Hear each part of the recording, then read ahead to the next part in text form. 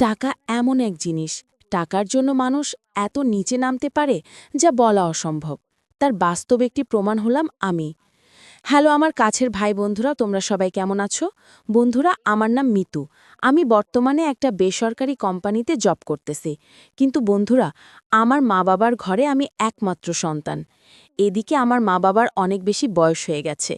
তারা শেষ বয়সে এসেই বাচ্চা নিয়েছিল, আর সেটাই হলাম আমি। বন্ধুরা, আমার এখন বিয়ের সময়, কিন্তু আমি বিয়ে করতে কোনোভাবেই পারতেছি না, কেননা আমার বাবা মার সেই সামর্থ্য নাই। আমাদের যেটুকু সহায় সম্পত্তি ছিল, জমি জমা ছিল, আমার বাবা সেইটুকু বিক্রি করতে করতে সে তার চিকিৎসা বাবদ ঔষধ খরচের টাকা ম্যানেজ করে। এদিকে আমার মাও খুব বেশি অসুস্থ। এদিকে আমার পরিবারে আমার কোনো ভাই নেই। কি আমাদেরকে দেখভাল করবে? কি আমাদেরকে দেখাশোনা করবে?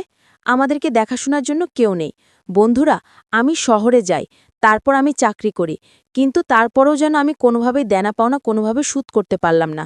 একদিন কিস্তির স্যার সে আমাকে অফার করে। শুরুতে আমি অস্বস্তি করতাম, কিন্তু উনি আমাকে মোটা অঙ্কের একটা চাকরি অফার করে। উনি আমাকে বলে আমাকে নাকি এনজিও সমিতিতে উনি আমাকে একটা জব দিবে। সেখানে বেতনও ভালো টাকা। তাছাড়া ওনাদের যে জায়গার জব আমার বাড়ি থেকে অনেক দূর, থাকতে হবে ওনার সঙ্গে কোয়ার্টারে। তাছাড়া ওনার সঙ্গে যদি আমি থাকি একই বাসায়, স্বামী স্ত্রী পরিচয় দিয়ে উনি আমাকে প্রতি মাসে একটা টিপস দিবেন, একটা বেতন দিবেন। তাছাড়া থাকা খাওয়া খরচ সবকিছু ওনার। আর আমি প্রতি মাসে ২০,০০০ টাকা করে মাইনে পাব। আমি চিন্তা করলাম বন্ধুরা, আমি ২টা সমিতি থেকে প্রায় ২ লাখ টাকা আমি নিয়েছি কিস্তি। তো যাই হোক, কিস্তির স্যার সে যদি আমাকে অন্তত কিছু হলে আমাকে হেল্প করে, তার জন্য আমার কাছে ভালো হবে। আমি এখন আমার বিয়ে শাদী নিয়ে কোনো কিছুই তখন ভাবতেছিলাম না। জীবনের এক বাস্তব পরিস্থিতির মুখোমুখি আমি হয়েছিলাম সেদিন। তো আমার কলিজার ভাই বন্ধুরা, আজকে তোমাদের জন্য একটা দারুণ একটা গল্প নিয়ে চলে এসেছি, এবং শুরু করতেছি আমার জীবনের এক এক সুনামধন্য এক গল্প, যেটা শুনলে তোমরা অনেক বেশি মজা পাবে, অনেক বেশি আনন্দ পাবে। তাহলে বন্ধুরা চলো শুরু করি। আর আমার নাম তো তোমাদেরকে বলেছি। বন্ধুরা, আমার বাড়ি হচ্ছে একটি মফস্বল গ্রামে। আসলে এই এলাকাতে কোনো কর্মসংস্থানের কোনো সুযোগ নেই। আমার বাবা ছিল একজন কৃষক, কিন্তু মা বাবা একটু বয়স হয়ে গেছে। তাদের বিয়ে হয়েছিল প্রায় অনেক আগেই, কিন্তু তারা তখন শুরুতে বাচ্চা নেয় নাই। তাদের বিয়ে প্রায় ১০-১২ বছর পর তারা বাচ্চা নিয়েছে। আজকে আমার মা এবং বাবা, তাদের দুজনেরই বয়স হয়ে গেছে অনেক বেশি। এদিকে আমার বয়স সবেমাত্র ১৭ বছর। চারিদিক থেকে আমার জন্য পাত্র আসতেছে আমাকে বিয়ে করার জন্য। আমার যে চেহারা, আমি ঠিকভাবে কলেজ ইন্টার পর্যন্ত পড়াশোনা করেছি। পরবর্তীতে আর কোনো পড়াশোনার আমি সুযোগ পাই নাই, কারণ আমার বাবা কলেজের পড়াশোনার যে খরচ, সেটা তিনি ঠিকভাবে দিতে পারতেছিল না। এদিকে আমার সংসারে কোনো ভাই ছিল না, হাল ধরার মতো। দিনের পর দিন আমি কিছু একটা করতে হবে। আমি এই দুটো প্রেম করেছিলাম, বয়ফ্রেন্ডের কাছ থেকেও বেশ কিছু টাকা নিয়েছিলাম। তারা আমাকে হেল্প করেছিল, কিন্তু তারা আর এখন আমাকে টাকা দিতে চায় না, কারণ তারা চায় আমাকে বিয়ে করতে। কিন্তু আমার পক্ষে তো এখন বিয়ে করা সম্ভব না, কারণ আমি যে বিয়ে করব। একটা সময় ছিল আমাদের গ্রামে অনেক সয় সম্পত্তি ছিল, আমাদের গরু ছিল, তারপর অনেক কৃষি জমি ছিল। কিন্তু মায়ের অসুস্থতার কারণে বাবা সবগুলো জমি বিক্রি করে দেয়। তাছাড়া বাবার কাছে এখন কোনো কাজ করাও সম্ভব না। আমাকে কোনো একটা কাজ করতে হবে। এদিকে আমি বেশ কয়েকবার শহরে গিয়েছি কাজের জন্য, কিন্তু কোনো কাজ জানি না। তাছাড়া অপরিচিত লোকজনকে কেউ কাজও দেয় না পরিচিত লোকজন ছাড়া। এদিকে আমার পরিচিত বলতে শহরে তেমন কেউ নেই। কে আমাকে কাজ দিবে বলেন? সেরকম কোনো মানুষই ছিল না। তো দিনের পর দিন, রাতের পর রাত আমি এভাবেই কষ্ট করেছি। তারপর বন্ধুরা, আমার বাবা হঠাৎ করে তার অসুস্থতা বেড়ে যায়। এদিকে মাও অসুস্থ। তাদের দুজনকে নিয়ে আমি এক মহা বিপদে পড়েছি। আল্লাহ আমাকে পাঠিয়েছেন মেয়ে মানুষ হিসেবে। তার উপর আবার আমার মাথায় এত প্রেশার, এত চাপ নেওয়া যায় নাকি বন্ধুরা? তোমরাই বলো, পরিবার যদি এত প্রেশার দেয়, এত চাপ দেয়, সেটা আসলে কোনোভাবে গ্রহণযোগ্য না। গ্রহণ করা যায় না। আমি একটা নরম মনের মানুষ, একটা সুন্দরী মানুষ, মেয়ে মানুষ। আমার তখন আমার বিয়ে হয়েছিল না। এখন আমার বিয়ে হয়েছে, কিন্তু তখন আমি বিবাহিত ছিলাম না। আমার জীবনটা ছিল খুব কষ্টের, খুব বাস্তব। আমি ২টা সমিতিতে যে কিস্তি উঠিয়েছিলাম, প্রায় ১ লাখ করে ২ লাখ টাকা। প্রতি সপ্তাহে সপ্তাহে কিস্তির লোক আসত, প্রতি মাসে মাসে আসত। কিন্তু আমাদের তো কোনো আয় ছিল না, কোনো ব্যয় ছিল না যে আমি কাজ করে সমিতির টাকা দিব, কোথা থেকে দিব? মা বাবার অপারেশন করতে গিয়েই তো সব টাকা শেষ করে ফেলেছি। এদিকে আমি কোনো কাজ করতে পারতেছি না, কিন্তু প্রতি সপ্তাহে কিস্তির লোকজন এসে প্যারা দিত, জ্বালা দিত। আমি তাদেরকে 1 মাস 2 মাস 3 মাস কিস্তি দেই না, কিন্তু এভাবে তো চলতে পারে না। তারপর বন্ধুরা, আমাদের বাড়িতে মানে আমাদের গ্রামে একজন মেম্বার সাহেব ছিল। আমি ওনার বাসায় মাঝে মধ্যে কাজ করতাম। ওনার অনেকগুলো জমি আছে, দান কৃষি, এগুলো কাজ করতাম, রান্নাবান্না করে দিতাম সবকিছু। তো উনি আমাকে কিছু একটা টাকা মাইনে দিত, 5,000 4,000 টাকা, ওই বাসার কাজের লোক যেগুলো বলে আর কি। তো এই টাকা দিয়ে তো আমার পুষায় না। আমার প্রতি মাসে কিস্তি দিতে হতো 10,000 টাকা। কিন্তু এদিকে কিস্তিওয়ালারা আমাকে হুমকি পর্যন্ত দিয়েছে, তারা নাকি আমার নামে মামলা করবে। আমি টাকা পয়সা দিতে পারতেছি না। আমি একদিন এক সমিতিওয়ালাকে বাসায় এনে চাটা খাওয়ানোর পর আমি তাকে বললাম, ভাই দেখেন, আপনারও তো পরিবার আছে, এখন আমি কি করব ভাই? দেখেন আমার তো চেষ্টা করতেছি ভাই, দেখেন একটা বাসায় কাজ নিয়েছি, মেম্বারের বাসায় উনি আমাকে 5,000 টাকা দেয়। আমি দুইটা সমিতি থেকে আসলে টাকা উঠিয়েছি। আপনাকেও 5,000 টাকা দিতে হয়, ওনাকেও 5,000 10,000 টাকা দিতে হয় ভাই। আমার পক্ষে সম্ভব হচ্ছে না, আমি কি করব বলেন? সেদিন আমার মা-বাবা ছিল ঘরের ভিতরে। তারা অসুস্থ, আর আমি সমিতিওয়ালাকে ঘরের ভিতরে নিয়ে এসেছিলাম, তাদেরকে ভালোভাবে বুঝে এবং তাদেরকে বুঝ দেওয়ার জন্য। এবং আমি একজনকে চাও দিয়েছিলাম সঙ্গে। সেদিন আমার মাথায় খুব টেনশন ছিল বন্ধুরা। আমি সেদিন পড়েছিলাম একটা সালোয়ার কামিজ, একটা 3 পিস। কিন্তু আমি সেদিন বাসার ভিতরে ছিলাম তো, যার কারণে আমি সেদিন ওড়না পরি নাই। আসলে আমার মাথায় কোনো কাজ করতেছিল না। উনি সেদিন আমাকে দেখে উনি আমাকে একটা অফার করে। ওনার মাথায় একটু কাজ করে, মানে অন্যরকম একটু কাজ করে। উনি সেদিন আমাকে দেখে আমার জন্য উনি বেশ পাগল হয়ে যায়। আমাকে বলতেছিল, মিতু, তুমি এত সুন্দর একটা মেয়ে, তোমার এত চাপ, এত প্রেশার। সত্যি এটা খুব কষ্টদায়ক। আচ্ছা দেখো মিতু, এখানে তো আমারও কিছু করার নেই। দেখো আমি এই এনজিও অফিসে চাকরি করি। আসলে তোমরা যদি টাকা না দাও তাহলে আমারও চাকরিটা থাকবে না। আমারও বউ বাচ্চা কাচ্চা আছে দেশে, এখানে থাকি। এখন কি করি বলো তো? সেদিন আমি তার হাত ধরে রিকোয়েস্ট করে বলেছিলাম। আমি তার কাছে যেতেই আমার গালগুলো, আমার মুখটা তার মুখের সামনে চলে যায় হঠাৎ করে। হঠাৎ করে সে আমার সৌন্দর্য দেখে আমার জন্য পাগল হয়ে যায়। সে আমাকে একটা অফার করল। সে আমাকে বলল, মিতু ঠিক আছে, তোমার আগামী 6 মাসের কোনো কিস্তি দিতে হবে না। আমি তোমার 6 মাসের কিস্তি দিয়ে দিব। কিন্তু বিনিময়ে একটা শর্ত আছে। আমি তখন কিস্তির তার নাম ছিল সুমন। আমি তাকে বললাম, সুমন স্যার, কেমন শর্ত? সে আমাকে বলল, এই ধরো, আমার তো বউ বাচ্চা কাচ্চা দেশের বাড়িতে থাকে অনেক দূরে। সেইখানে তো আর এখন খুব একটা বেশি যাওয়া পড়ে না, বুঝছো? ওই 6 মাস পর পর একবার যাই। আসলে তোমাদের এখানে এলাকাতেই থাকি, ব্যাচেলার মানুষ, ভালোও লাগে না। তা মিতু, তুমি যদি আমাকে একটু খুশি করতে পারো, আমাকে যদি একটু আনন্দ দিতে পারো, হ্যাঁ, আমি তোমার কিস্তির টাকা প্রতি মাসে আমার নিজের গাড়ির থেকে আমি সেটা দিয়ে দিব। তোমার আর এই টাকা দিতে হবে না।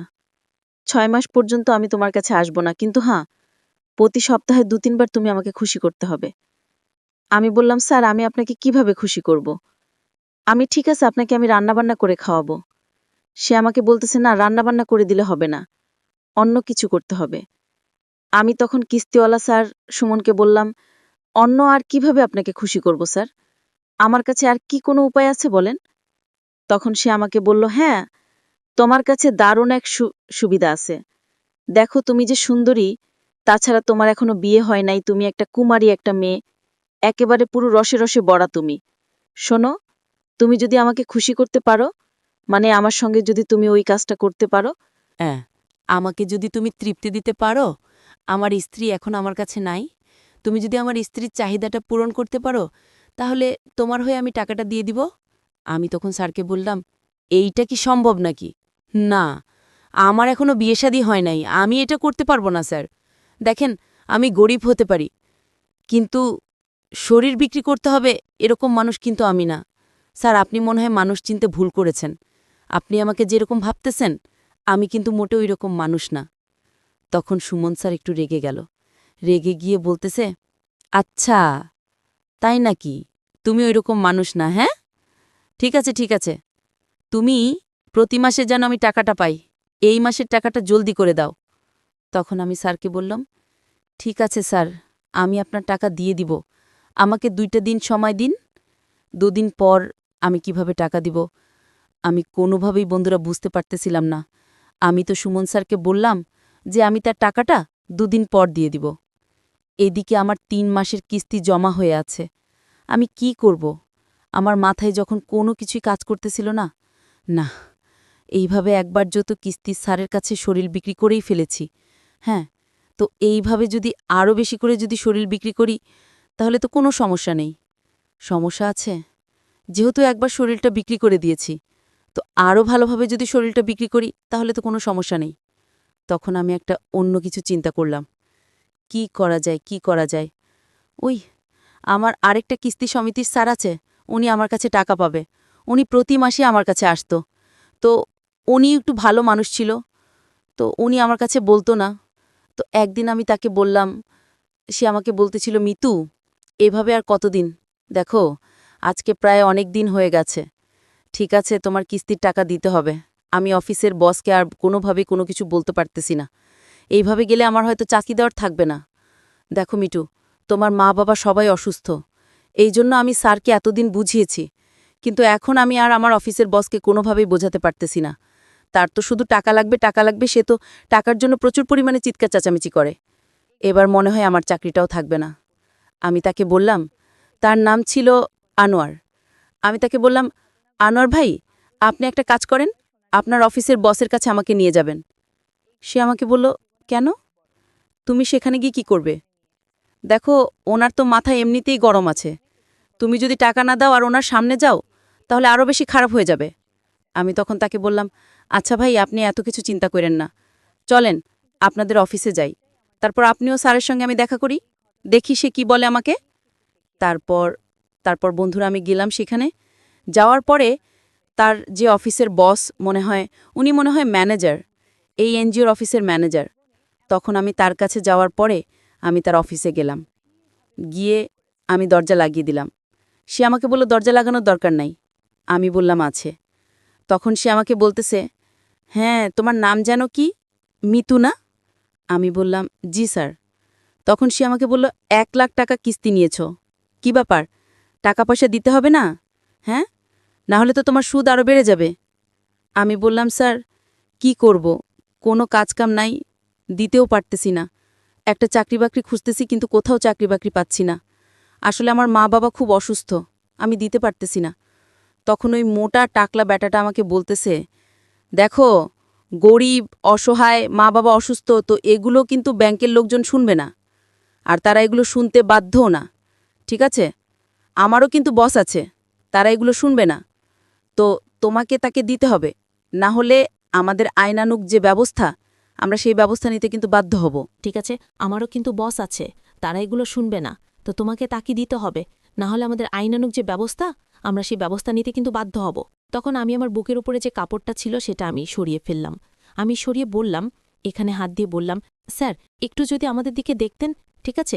হ্যাঁ, আপনার তো অনেক টাকা বেতন, আপনাকে, আপনার চেহারা দেখে মনে হচ্ছে স্যার আপনাকে আপনার বউ আগের মতো তেমন ভালোবাসা দেয় না, আপনাকে আপনাকে তেমন মায়া করে না স্যার। আমি কিন্তু আপনাকে অনেক ভালোবাসা দিতাম, অনেক মায়া করতাম, একটার একটা সুযোগ দিয়েই দেখেন না। সে আমাকে বলতেছিল, না না, এটা তুমি কি বলতেছো? তারপর বন্ধুরা আমি তার কাছে চলে গেলাম, গিয়ে তার কোলে বসে পড়লাম এবং তাকে আমি আদর করা শুরু করলাম। সে আমাকে বলতেছে, বাহ, তুমি তো দেখতেছি 1 ক্লাস সে গিয়ে, তোমার মতো এরকম এত সাহসী মেয়ে আমি এই প্রথম দেখলাম। আমি তো সত্যি কথা বলতে তোমাকে আমার বেশ পছন্দ হয়েছে, কিন্তু আমার একটু ভয় করতেছিল। আমি বললাম, কোনো কিছু ভয় নেই স্যার, আমি আপনাদের সমিতি থেকে 1 লাখ টাকা নিয়েছি, আর আপনার তো বেতন নিম্নে 3-4 লাখ টাকা তো আছেই, এই 1 লাখ টাকা তো আপনার কাছে কোনো বিষয় না। এটা, স্যার, আপনি কি আমার এই 1 লাখ টাকা পরিশোধ করে দিবেন? বিনিময়ে আপনি যা বলবেন আমি আপনার জন্য তাই করব। আপনাকে আমি আমার কাপড়লে এই দেহটাই দিয়ে দিব। কতদিনের জন্য চান? আর স্যার, আমাকে একটা চাকরির ব্যবস্থা করে দিলে আমি সারা জীবন আপনার প্রতি কৃতজ্ঞ থাকব। তখন সে আমাকে বলতেছে, তাই নাকি? আচ্ছা। তারপর বন্ধুরা, ওই দিন সে অফিসে যত লোকজন ছিল সবাইকে ছুটি দিয়ে দিল, বলল সবার আজকে ছুটি। তারপর বন্ধুরা সে অফিসের দরজা লাগিয়ে ওই দিন প্রায় অফিসের ভিতরেই 2 ঘন্টা আমার সঙ্গে পার্সোনাল টাইম কাটিয়েছে। সে আমার সঙ্গে ওই দিন 2 ঘন্টা পার্সোনাল টাইম কাটানোর পর সে বুঝে গেছে আমি যে কি জিনিস। সে তখন আমাকে বলতো, বাহ মিতু, তুমি তুমি তো বেশ চমৎকার। সত্যি, তুমি যেইভাবে আজকে আমাকে নিজের করে নিলে, যেইভাবে আমাকে তুমি আদর ভালোবাসা দিলে, এইভাবে তো কখনো আমার স্ত্রীও আমাকে এত সুখ দেয় নাই জানো। স্ত্রী বেশি অধিকার দেখায়, বেশি দাবি দেখায়। ওর কাছে গেলেই ওই শপিংয়ে যাও, এইটা করো, সেইটা করো, হ্যাঁ, তারপর হচ্ছে শুধু প্যারা দেয়। আসলে ঠিকভাবে তো ভালোবাসা দেই না। আর যখন জানো প্রসঙ্গে যখন রাতে ঘুমায় তখন ভালোবাসা দেয়, তখনও ঘুমিয়ে পড়ে। কি বলে না বলে আমার মনে হয় অন্য কারোর সঙ্গে প্রেম করে, কিন্তু কিছু বলতে পারি না। বিয়ে করা। বলো তুমি আজকে আমাকে এই অফিসে যে আদর দিলে, তোমাকে যদি আমার বাড়িতে একটা দিন পেতাম তাহলে তো তুমি আমাকে মনে হয় আরও অনেক বেশি আদর দিতে, তাই না? আমি তখন কিস্তি স্যারকে বললাম, এই বসটাকে বললাম, এই একটা দিন সুযোগ দিয়েই দেখেন না স্যার, আর আপনি আমার এই টাকাটা মাফ করে দেন, আর আমাকে একটা চাকরির ব্যবস্থা করে দেন, আমি যাতে চলতে পারি। তারপর দেখবেন আপনাকে একেবারে সুখের দুনিয়াতে আমি ভাসিয়ে দেব। ওই ব্যাটা থাকলো আর এত কালোরে ভাই, কি বলবো। যাই হোক, সে তো আমার প্রেমে একেবারে পুরো দেওয়ানা হয়ে গেছে, পুরো পাগল হয়ে গেছে। এরপর সে আমাকে বলল, ঠিক আছে, তোমার লেখাপড়া আছে কতদূর পর্যন্ত? আমি বললাম ইন্টার পর্যন্ত। সে আমাকে বলল, তোমাকে একটা এনজিওতে চাকরি দিলে আমার অফিসে তুমি কি চাকরি করবে? আমি বললাম, করব মানে স্যার, আমি তো অবশ্যই করব, তবে আপনার পাশাপাশি থাকলে ভালো হবে, আপনার দেখভাল করতে পারবো। তখন সে আমাকে ওই অফিসে একটা চাকরি দেয়, এবং তার ডেস্কের সাথেই, মানে ওই অফিসের ভিতরে আমাকে থাকতে হবে। তার যখন মন চাইবে সে আমাকে আদর করতে পারবে, ভালোবাসতে পারবে, বা আমাকে ভোগ করতে পারবে সে, এরকম একটা সুযোগ সুবিধা ছিল। বেতনও মাসাল্লাহ 20,000 টাকা। তখন আমি অনেক খুশি। আমি বাড়িতে এসে আমার আম্মা আব্বাকে বললাম যে আমি তো চাকরি পেয়ে গেছি বাবা, এবার থেকে তোমাদের কোনো সমস্যা হবে না, আমি এখন থেকে তোমাদের মুখে খাবার তুলে দিতে পারবো। আমার বাবা এই কথা শুনে তার চোখ দিয়ে জল পড়তেছে, মায়ও দেখলাম কান্না করতেছে। আমি বাবা মাকে বললাম, তোমরা আর কান্নাকাটি করো না, তোমরা আমাকে জন্ম দিয়েছ, এটাই তো অনেক। আমার মা বাবা তারা আমার মুখের দিকে তাকিয়ে বলতেছে, রেমা, তোকে তো শুধু পৃথিবীতে জন্মই দিলাম, তোর জন্য বাবা মা হিসেবে আমরা তো কোনো কিছুই তোর জন্য করতে পারলাম না, ঠিকভাবে তোকে মানুষও করতে পারলাম না। তোর বিয়ের বয়স, অথচ তোকে একটা ভালো করে বিয়ে শাদী দিতে পারতেছি না। বাবা হিসেবে আমি যে কি করে মুখ দেখাবো সমাজে?